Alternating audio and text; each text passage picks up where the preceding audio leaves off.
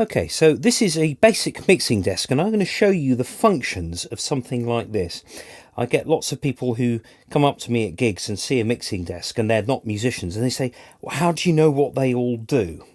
The answer is it's quite simple, because all of these 12 things, or 24, 32, however many you have on your mixing desk, they are all identical circuits. Now, on this, we've got 12 inputs. And each of those inputs can be controlled separately, and the volumes can be set separately. You can plug mics or iPods or instruments or anything into any of these channels here. I'm going to wear headphones because I'm going to be listening to the mixing desk output, which is what you're hearing at the moment.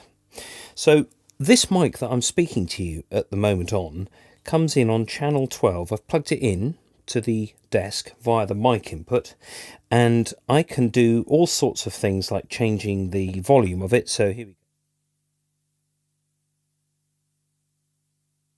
So you didn't hear anything there because I just turned the output all the way down. I can turn it up. Ooh, a bit loud. And I can also change the equalization of it. That is the bass, middle and treble. So I can make it sound really crisp and trebly, or I can strip all the treble off. The bass end, and I can cut that off as well. And there's a mid-range thing there. So it makes it all sound a bit nasally, or you can take that away and make it sound like a radio broadcast.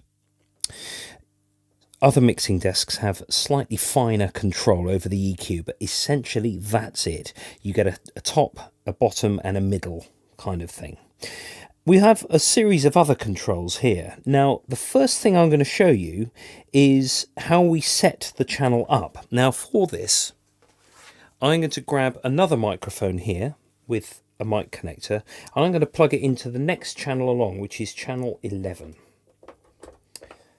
So I'm going to shut channel 12 now, so you won't hear anything. The next thing you will be hearing is the output of this battered microphone here. 1, 2, 2, 2, 2. There we go. There it is.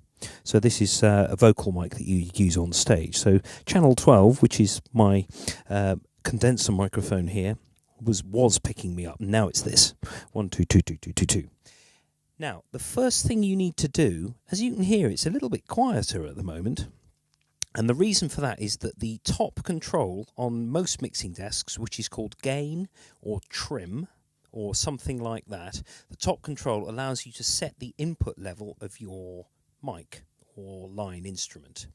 So what I have to do first is bring the fader to the bottom, or I'm going to take it slightly lower so that you can still hear what I'm saying.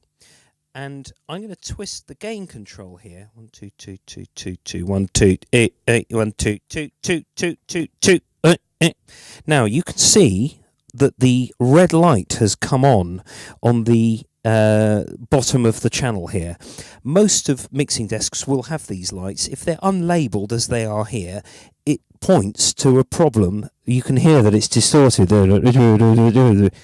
So at the moment, my input volume is too high. Now, it's important to get this right because the mixing desk needs to be able to use a nice healthy level, but not too much or too little. Too much, you get distortion. Too little, you get lots of noise and hiss and all sorts. So I'm going to bring the gain back a little bit now. Bring the fader up. There we go. So that is sounding much cleaner. It's a vocal mic, this one, so I'm just going to put a little bit of mid-range and a little bit of top end so that when I sing through my PA system, it's a little bit clearer. Now, notice that it's very fine control here with the EQ. If you're having to add lots and lots of equalization, the chances are there's something wrong with the mic, or the drum is not tuned properly, or there's a problem somewhere else. You shouldn't have to add masses of EQ. So there is a pan control here, so I'm going to go to the left-hand side here. If you're listening on headphones on this demo, you'll hear the signal sweeping from left all the way to right. Now, as an aside, you hear 1, 2, 1, 2 in mics when they're sound checking. There's a reason for that. 1, 2 contains all the frequencies, or most of the frequencies across the band. The 1, you get a lot of bass, and the t of 2, you get all your top end, and then everything else in between. So it's a legitimate thing to say. 1, 2, 1, 2, 1, 2 gives you a lot of control, a lot of awareness over the tone of it. Now, this is an old mixing desk, so it doesn't have reverb built in like most new mixing desks do, but I've connected this up to one of my old reverb units in the rack over here, and you'll be able to hear that I can add reverb to it, to my voice. Now that's what these other controls are. They're called monitors or effects or whatever. So I'm going to turn up effects B, and there's usually a master control as well. And then there's a return level where it'll suddenly get really reverby. Lovely. So I can add effects. I can even send effects back to the front of stage monitors. Lots of vocalists like a little bit of reverb. It enables them to have a little bit more clarity with their voice over the rest of the band. Now that's a mic input there. So I'm just going to bring up this mic again, which is a bit of a nicer one to use for narration. So next I'm going to show you the iPod. I'm just going to plug an iPod into a line input level.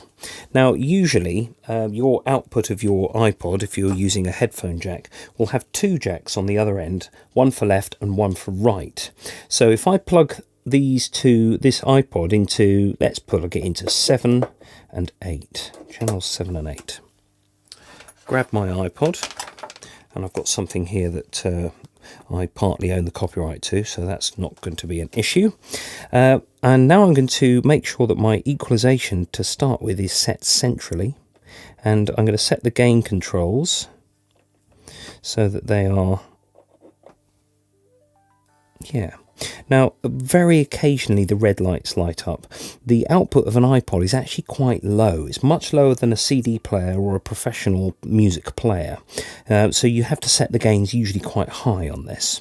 So I'm going to now push up the faders 7 and 8. At the moment, the pan control of each one is set centrally, but ideally, because I've got two channels, left and right,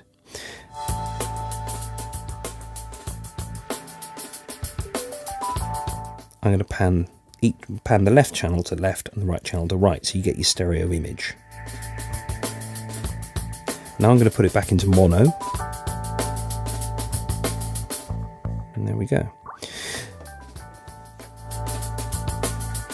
So I've got completely independent control over my iPod. I can even add reverb to it if I wanted. Not that you want to.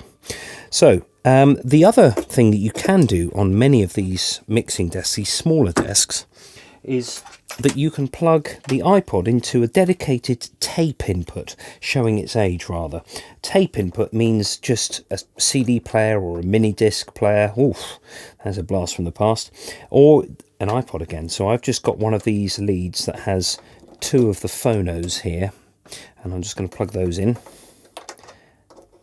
and back into my iPod. And there's usually a level control, a level input, just on a single control. It automatically pans the left channel to the left output and the right output. Now mixing desks are said to have things called buses. And actually that's a really good way of thinking about it. Confusingly, a bus on a mixing desk has a double S, but it works just like a conventional bus. You've got 12 people waiting at 12 different bus stops. They all get on the bus and the bus ends up at its destination. And that is exactly how a mixing desk works. And that is really, that's a basic mixing desk. But it's really quite a powerful tool, and hopefully now you've got some idea of how to use it effectively in a band situation.